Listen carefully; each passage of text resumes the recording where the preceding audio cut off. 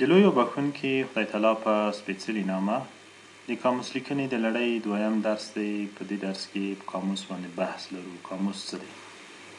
زموږ د نننۍ ورځې درس دې ته ځانګړی شوی دی چې په قاموس باندې بحث وکړو. قاموس څه دی یا ډکشنري څه ده؟ څنګه کولی شو قاموس تعریف کړو؟ په کومو تعریفونو باندې قاموس یو جامع تعریف پیدا کولی شي؟ البته یوه یادونه ضرور ده چې د قاموس لپاره هر چا تعریف کړی دی، خو قاموس لکه څنګه چې نوم دریاب سیند دی، نو د سیند یا دریاب لپاره یو جامع تعریف پیدا کول یا جامع تعریفول هم ستونزمن دی، خو هر تعریف چې دی په خپل ځای کې یو څه له نیمګړتیاوو ډک دی. قاموس چې دی د کلماتو او ژبې کتاب دی. په دغه قاموس کې د یوې ژبې کلمات راځي. همدغو قاموس ته عملي قاموس لیکنه هم وایي. یعنې په لوی سر کې قاموس د یوې ژبې د کلماتو غورچاڼ دی. په دغو غورچاڼ کې د یوې ژبې د کلماتو معنا راغلي وي، د همدې کلمې تلفظ باندې بحث شوی وي، اتمولوژۍ باندې بحث شوی وي، په تصریفي بڼو باندې اشتقاقونه یې پکې څېړل شوي وي، وینا توکونه ورته لیکل شوي وي. یعنې د وینا په توک کې دغه کلمه څه ده؟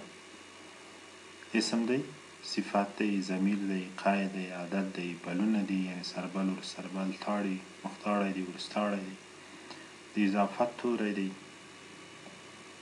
همدا ډول د وینا نور توکونه. یو قاموس په همدې باندې بحث کوي او همدارنګه نور معلومات څېړي یا د یوې کلمې په اړه نور معلومات ورکوي. دغه معلومات به یا په همغه ژبه وي یا په بله ژبه وي. یعنې که یو ژبیز قاموس وه، په یوه ژبه کې په کومه ژبه چې یوه کلمه وي په همغه ژبه باندې د هغې معنا لیکل شوي وي، تلفظ یې البته په نوټیک باندې لیکل شوی وي او د وینا توکي په همغه ژبه باندې وي، تعریف یې په همغه ژبه باندې وي.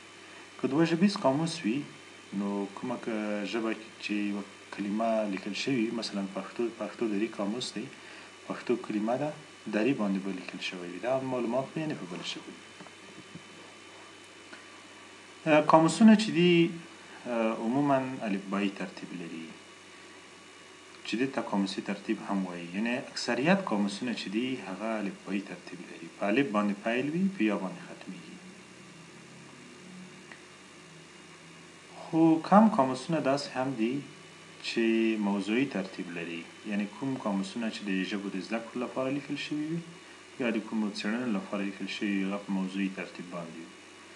موضوعي ترتیب یا دا معنا چې د یوې کټګورۍ لغتونه په یو جلا پاڼو کې راغلي وي. مثلا د اشپزخانې وسایل دي، په جلا شکل راغلي وي، په بله پاڼه کې یا په بله بخش کې، په بله برخه کې د طب اصطلاحات راغلي وي، په بله کې د بدن غړي راغلي وي، په بله کې د پوهنتون اړوند اصطلاحات راغلي وي. یعنې هغه موږ ته معلومه وي چې موږ د کومو موخو لپاره قاموس لیکو، د همغو پر اساس باندې ترتیب کړی وي.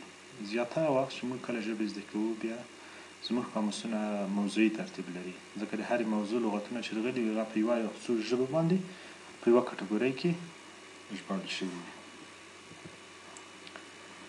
د یوې ژبې د قاموس کار دا دی چې په همغه ژبه کې یوه کلمه تشریح کړي یا هغه کلمه په یوه بله ژبه باندې تشریح کړي.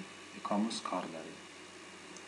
خو ننني قاموسونه چې دي هغه یوازې د یوې کلمې د معنا لپاره نه کارول کېږي، بلکې د کلمو د سم املا لپاره چکېږي چې د یوې کلمې سمه املا څه شی ده، اصلا دغه کلمه څو څپې ده، څو سېلابه ده، څه ډول تلفظیږي، ریښه یې څه ده، چېرته کارېږي او څه ډول کارېږي، نور همانیزمونه یې څه دي.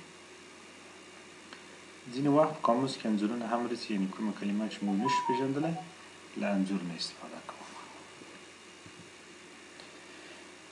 قاموسونه زیات ډولونه لري چې هر ډول به جلا جلا توګه بحث ورباندې وکړو. مثلا موږ د ساینس قاموس لرو، د ژبپوهنې قاموس لرو، د ښکنځاوو قاموس لرو، د نقل قولو قاموس لرو، د همانیزمو قاموس لرو. یعنې هر ډول قاموسونه لرو. یوازې پښتو کې به دغه ډول قاموسونه نه وي، د ساینس به وي یا ژبپوهنې، خو هر اړخیز قاموسونه نشته. په نورو ژبو کې دغه قاموسونه شته له پاملرنې مو مننه کومه پوښتنه درڅه وه کولی شئ په کمنټ کې وکړئ